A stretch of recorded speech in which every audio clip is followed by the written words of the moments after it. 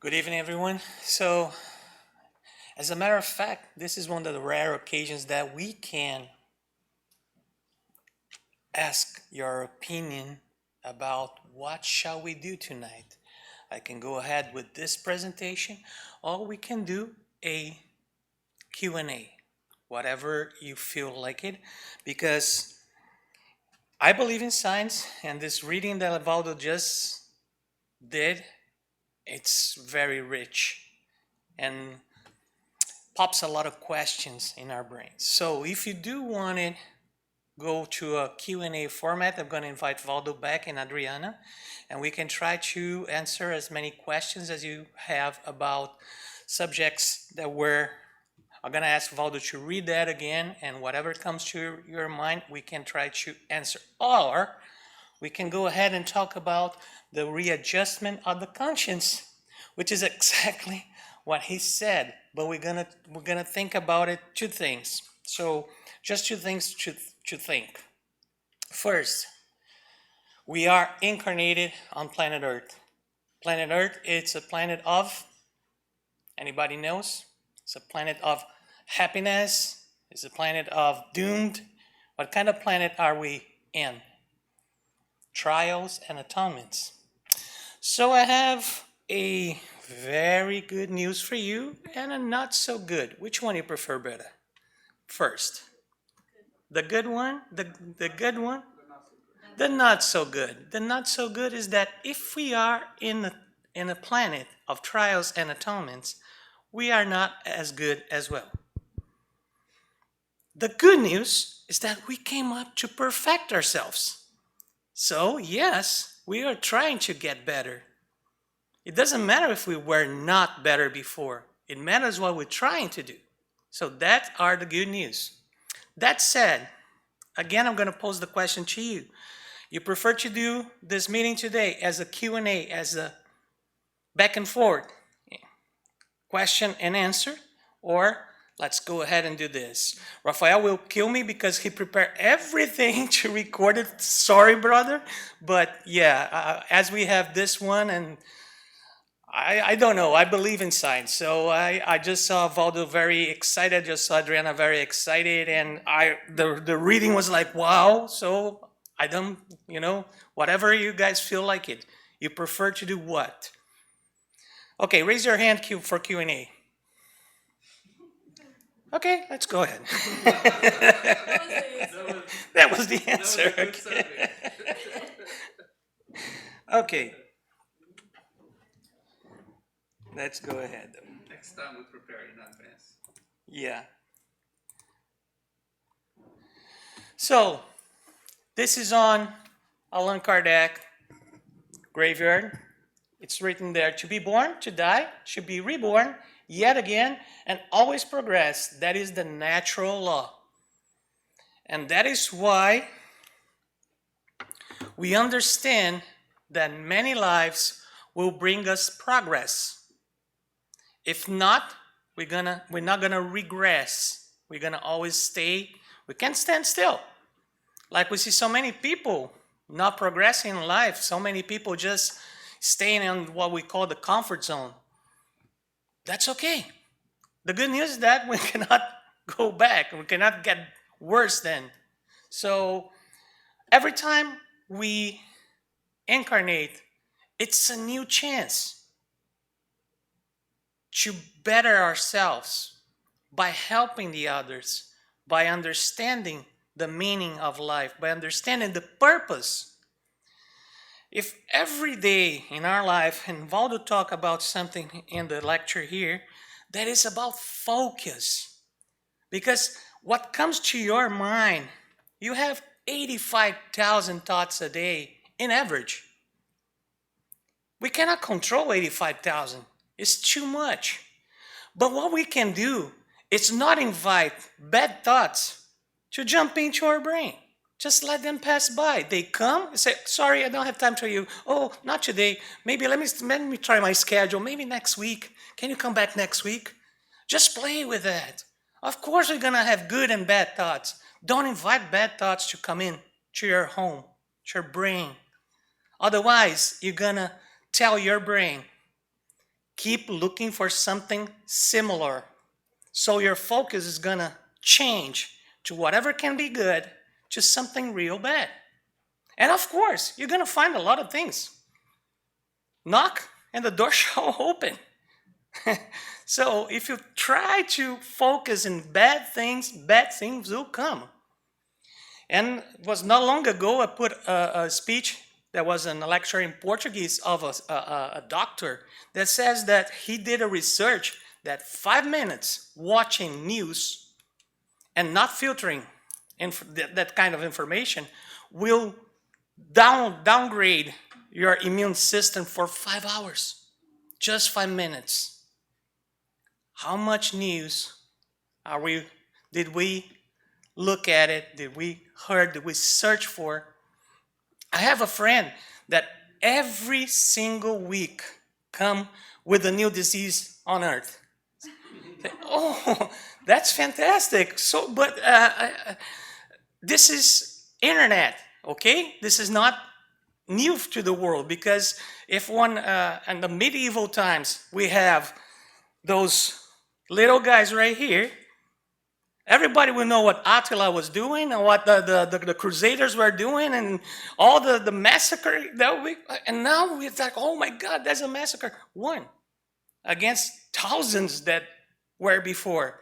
So yes, we have one pandemic, one bad thing happening, but we focus on that, and there's nothing else.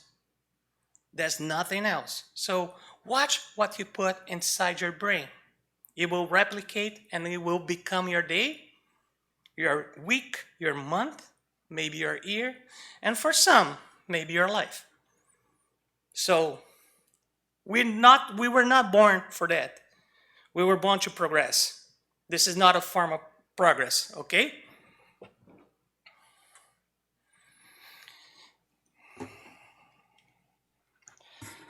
On the Spiritist book, question 42, Kardec asked the spirits about the earthly life, and they respond, earthly life is a trial to which they submit themselves many times until they reach perfection. It is a kind of sifter or purifier from which they emerge at different degrees of refinement or improvement. So that's a great understanding or a great cue of what are we doing here. We try to purify, we try to refine ourselves, we try to improve ourselves. That's our goal. That's why we reincarnate. And he keeps going, like on question 132. God imposes incarnation for the purpose of leading spirits to perfection. For some, it is an expiation. For others, a mission. However, in order to reach this perfection, they must undergo to all the vicissitudes of corporeal existence. Therein lies their expiation. So we have two kinds of incarnation, and more than two kinds, but some of us do have trials and some of us do have atonements. What is the difference? And let me ask you first, is it good or is it bad? Is it good to have trials? Is it good to have atonements? Is it good or is it bad? One thing can merge to the other, correct? This is an optical illusion, but in our brain, that can be very mix and match. Is it good or is it bad? What do you think? The readjustments promoted and made possible by reincarnation take the form of trials and atonement, always in accordance with the mistakes made and within the scope of the moral and intellectual acquisition of each individual. Is it good or is it bad? What if my trial or my atonement, it's a way harder than what I did, or is a way harder than my intellectual capability can deal with? So that is a thought behind that. That is a learning process behind that. And this process is not it's based on justice. It's based on what you know and what you can deal with. Sometimes we say, well, I cannot stand anymore. Or sometimes we just try to take this from our shoulders by saying, why me? Why me? Why does that happening to me? Maybe the question is, why not me? If it's happening to me, is it because from one way or another, I asked for that? Most of us have the privilege of choose our trials. Most of the spirits that are not very compromised or complicated in past lives, they can choose. They can choose family. They can choose the way that the body will come to planet Earth in order to progress, in order to evolve. But when we get here, we forget all about it. And that's the test, because now you are up to bullying, you are up to do a lot of things that are hard. But without this hard work, you cannot progress.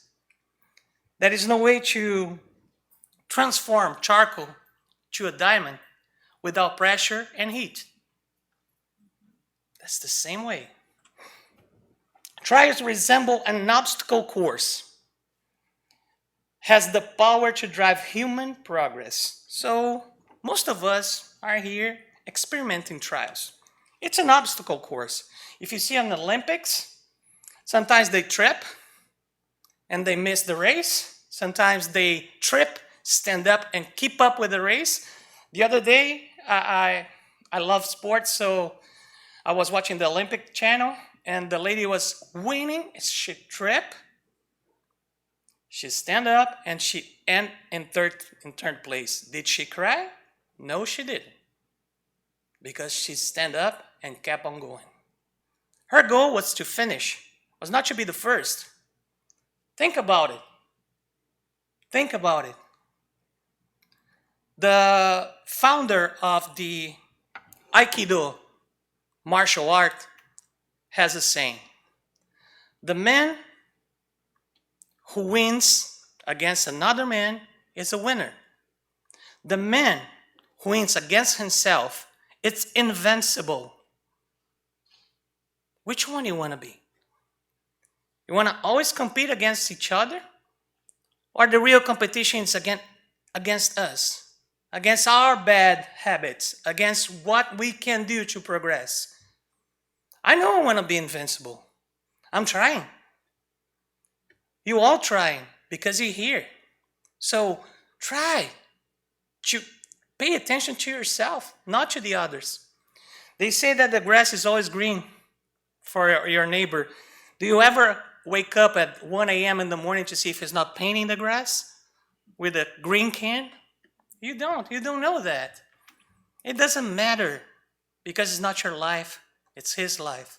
When we focus on ourselves, when we focus on our capability of progress, then we are doing something with our incarnation.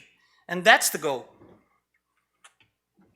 The atonement, however, represents a temporary containment of individual freedom necessary for the re-education of the spirit, which, better using free will, readjusts itself to the determinations of divine laws.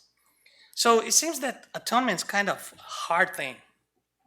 But I remember one book from André Luiz that they say that they get to a house where there was a mental ill patient, and he was like in poor conditions, and he looks at the mentor and says, why they allowed people to be like this? And then the mentor just said, because this was a very, very bad spirit in past incarnations. If he stay on the spiritual side, it's going to be worse than here. And here, in an impaired body, he can do anything but watch.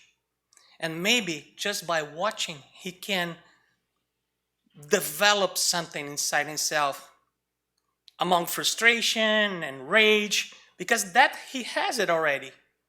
So maybe with the life of not doing anything because your body doesn't respond to your commands, maybe you understand a little bit more about the laws.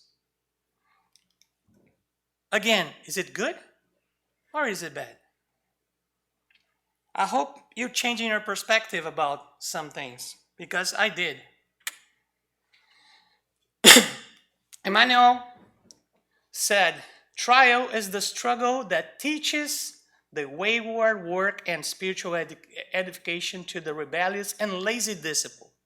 Atonement is a penalty imposed on the wrongdoers who commits a crime. Penalty. What is a penalty? Let's talk about sports. If you are doing okay, but you're not performing good, your coach will take you out of the field and put somebody to replace you. This will teach you to follow through, to work better, to work harder. But if you hurt someone, the referee is gonna call a penalty. And then the effect, the outcome is way worse. So just to make it a little bit easier for you to understand, this is my club. Okay? Corinthians. For some can tell me that this is my atonement. Okay? And I respond to them, no, this is my trial because I have to hear that from you. Okay? Atonement? Trial? Yeah. It depends on your point of view. Just kidding, okay? Just making it lighter because I know that this topic is kind of hard. It's kind of dense, heavy. Yeah.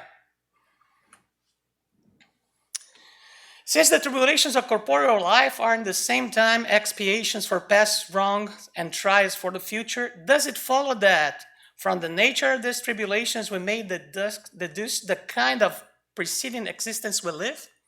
So, by looking at what's happening to me now, may I understand who was I in the past? What do you think? Can I have this glimpse? If when we incarnate, we forget about our past, can we deduct what we were before? What do you think that the spirits respond? Yes, very frequently, because individuals are punished for their particular sins. And remember, when the codification was done, that was the 1800s, and the words were very strong. Sin, if you're gonna analyze on the root of that in Hebrew, is just missing the target. We, on the Occidental side, put all the weight and all the burden on the word sin. Sin is just missing the target. Nevertheless, we cannot make this an absolute rule. So, yes and no. Because there's a lot of people that want to know, who was I in the past incarnation? Everybody want to be Cleopatra? Or I want to be Mark Antony? Nobody want to be the guy that was, nobody want to be the server. Everybody want to be, the last Coca-Cola in the desert.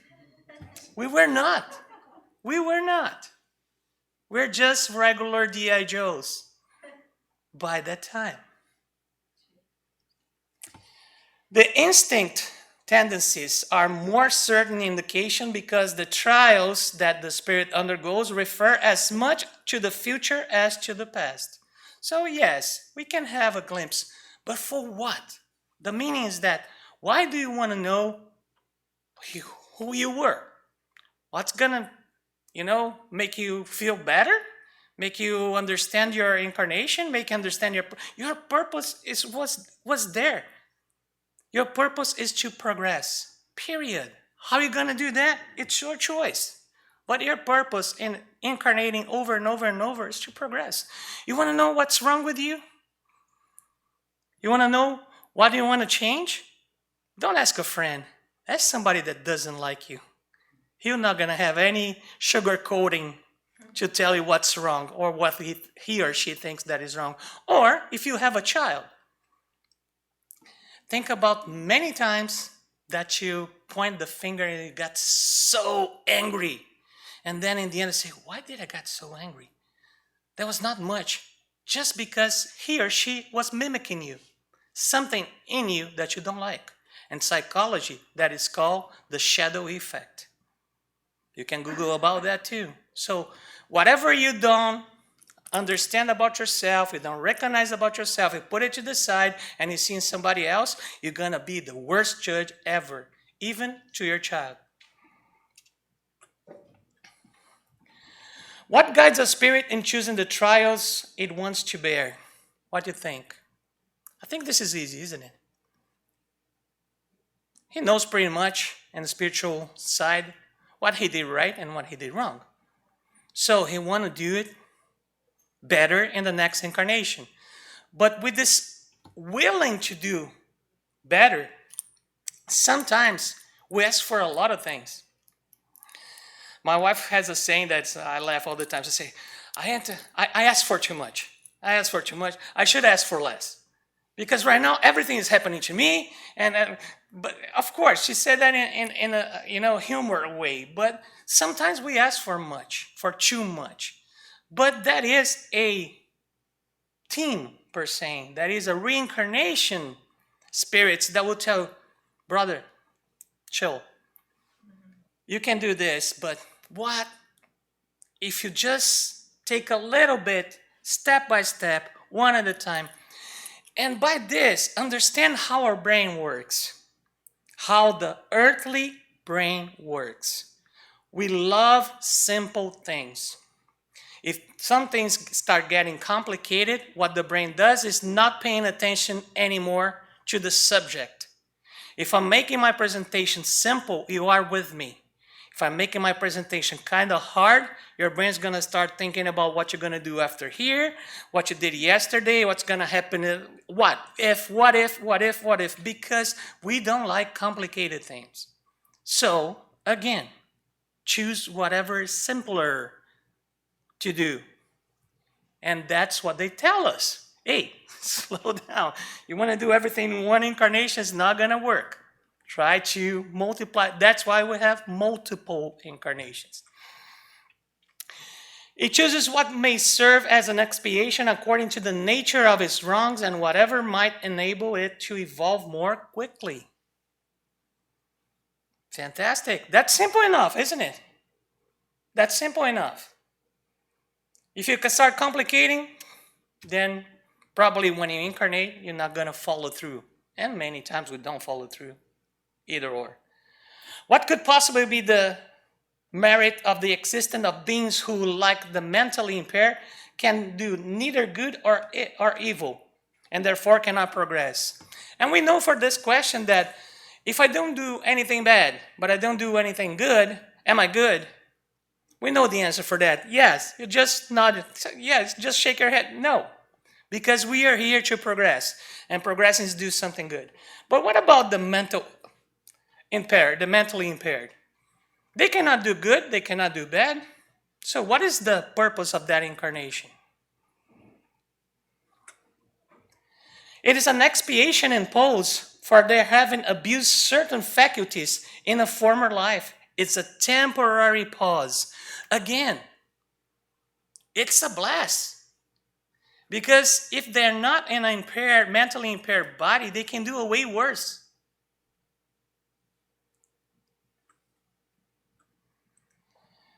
God knows how to wait. God never has an expiation. He's not going to put us all in once to something that we cannot take.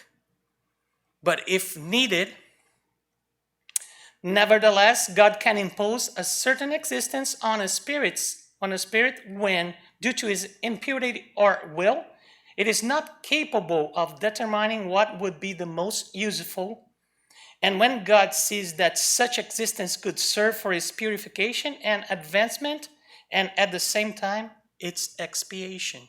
So that's atonement. And when we see somebody in that kind of situation, say, poor him, what did she do to deserve this? We don't know, but if he is on or she is on that position, she probably or he probably did something. And if it's not in this incarnation, comes from past incarnations. And that's the beauty of Spiritism, because without that kind of belief, it's hard to understand. Then you're going to start judging if God is good or not, if he's just or not. Because why somebody is perfect, and bear with me, perfect by society view, and perfection is different. Perfection is a concept that belongs to every one of us.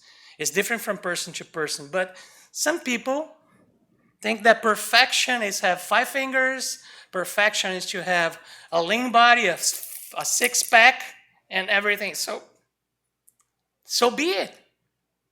For others, they are way better the way they are. But perfection, it's a concept. Perfection just exists in our spirit as trying to progress, trying to do the best that we can to evolve.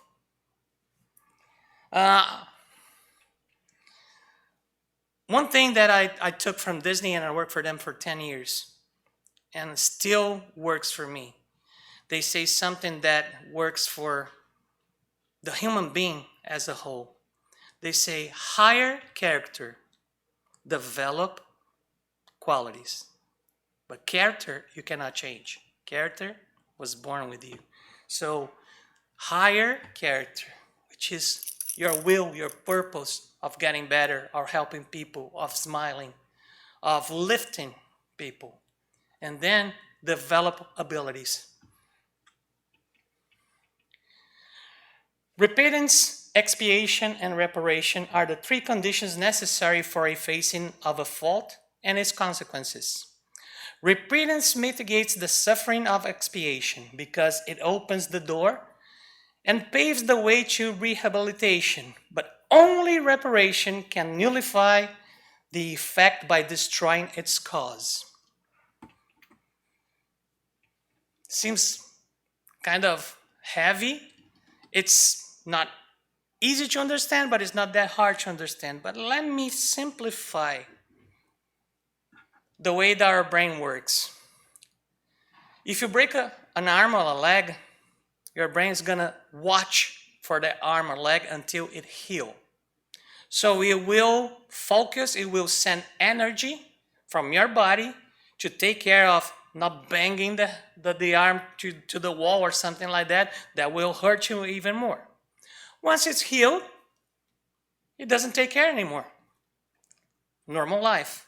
But when the pain is emotional, it can last forever. And while the pain lasts, the body will still produce chemicals that will make your body sick. Cortisol, adrenaline. And with the volume that every time that you think about the thing that caused you pain will accumulate inside your body, it will damage one organ inside of yours. Just because we cannot nullify the effect by destroying the cause.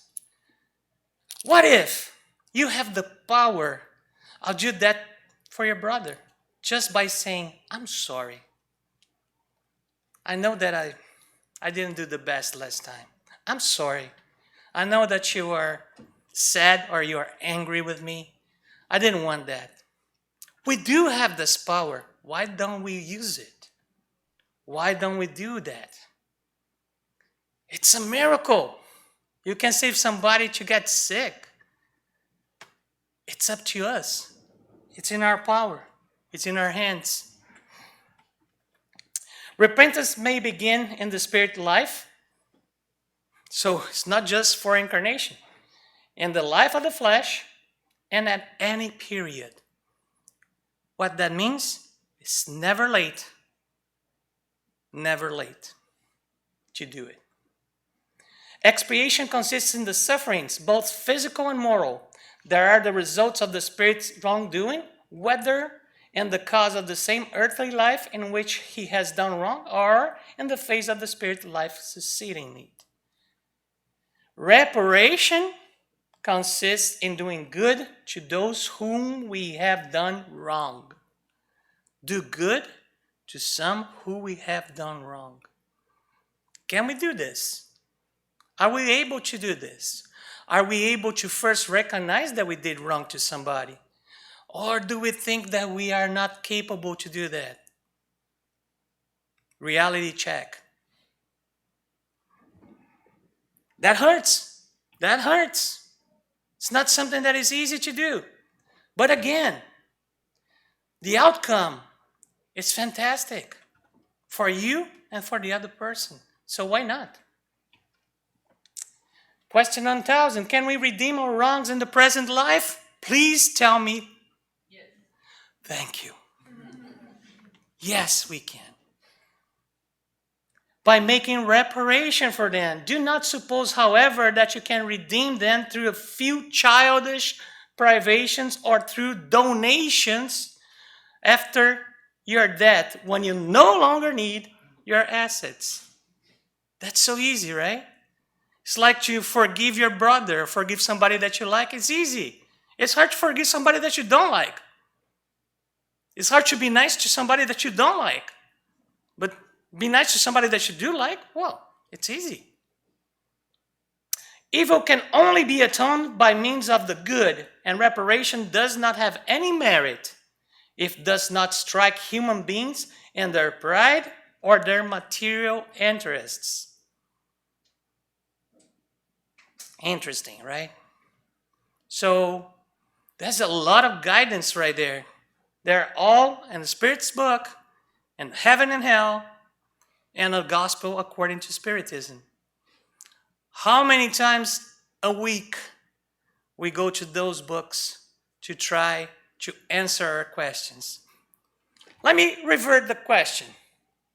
How many times a week we have questions about this kind of things?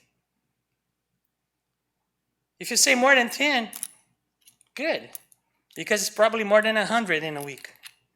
And how many times we go and Google it, download a PDF version, Control F, Control Find, pose the question or the word, and see what the spirits can answer to us. We don't have time to do that, right? But we do have time to watch the Facebook. We do have time to post on Instagram. We do have time for so many other things. Again, what is your purpose?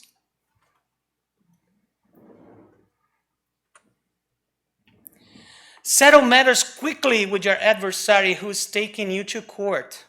Do it while you are still together on the way, or your adversary may hand you over to the judge. The judge may hand you over to the officer, and you may throw into prison. Truly, I tell you, you will not get out until you have paid the last penny. Let me give you a concept right here. What if the adversary is yourself? So many times the adversary is ourselves. It's not somebody else. It's the way we think. It's our pride. It's our lack of knowledge sometimes, or lack of willing to admit that we did wrong. If you don't settle the matters, you will pay that to the last penny. What is the last penny? Can be a cancer, can be a tumor, can be whatever in prison. It can be a depression. Can go way down in the depression. Why? Because sometimes it's hard for us to understand that we have the power to free ourselves.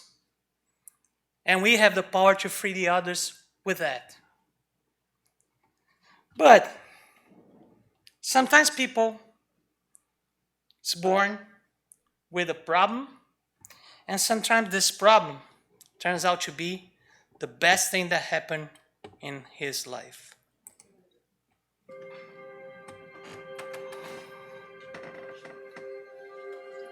I was born in Melbourne, Australia, 1982, and my parents had no idea that I was going to be born without arms or legs.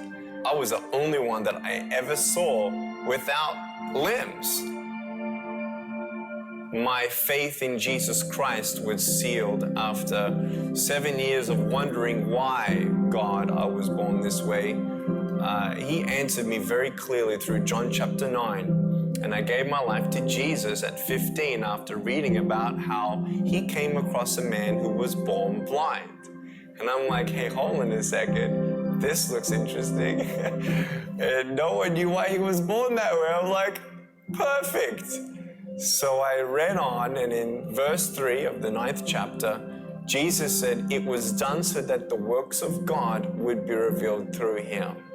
And I'm like, wow, God, if you had a plan for the blind man, you do have a plan for me. And that was the beginning of my personal relationship with Jesus. Youth groups were starting to call me, churches were starting to call me, opportunities were opening up everywhere for me to share my testimony. I was speaking in front of 300 sophomore public high school students. 3 minutes into it, half the girls were crying. One girl in the middle of the room started weeping. She put up her hand and she said, I'm so sorry to interrupt, but can I come up there and give you a hug? In front of everyone, she came and she hugged me. She cried on my shoulder and whispered in my ear, no one's ever told me that they love me. No one's ever told me that I'm beautiful the way that I am. I couldn't believe it. It changed my life. That was when I knew I was called to be a worldwide evangelist. Today, do not leave here unchanged. Leave here unchanged.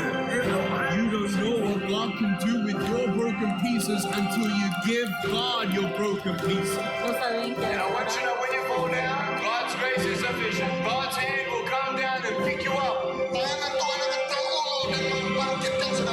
And give you the strength to get back up.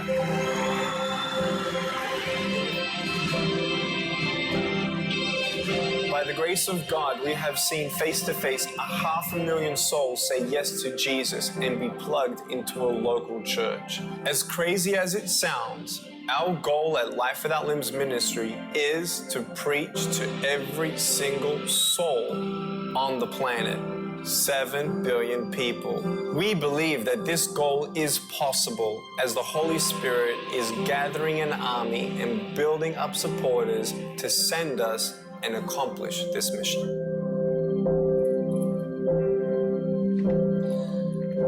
Some of you already know Nick Vujicic, and by seeing this video, you think, wow, what a great guy. But this great guy at age 9 tried to kill himself in a bathtub before he accepted the reality of love. He tried to kill himself because he said, why? I don't have limbs. Why am I here? I'm being bullied at my school every day. Why? Maybe my father and my mother are faking the love that they have for me because they are pity. They look at me and they feel sad. And this is worse. But when he was